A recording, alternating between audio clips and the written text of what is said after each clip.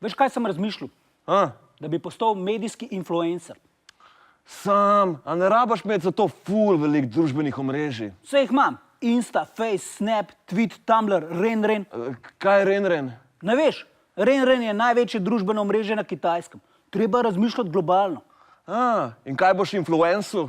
Pravijo, da si moraš zbrati področje, ki ga ful obvladaš, da ne nabijaš kar v nečem.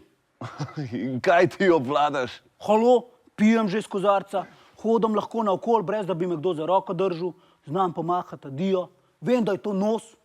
Jaz sem si do enkrat grahal nos, pa sem pa še urgenco videl. Ej, model, o meni se pogovarjava. Prosto.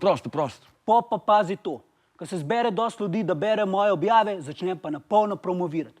Dude, kašice, poganjalčke, plenice. Veš, kjer biznis bo to? Sam, kje boš pa toliko velik folka dobil? Maja iz Žabic mi bo naredila medijski plan. Ba je, da moraš skozi nekaj objavljati pa delati selfije. Pa imel bom svoj podcast. Podcast? In o čem boš govoril? Ja, v politiki valjda. Zastonj vrtec, otroški dodatek, take stvari.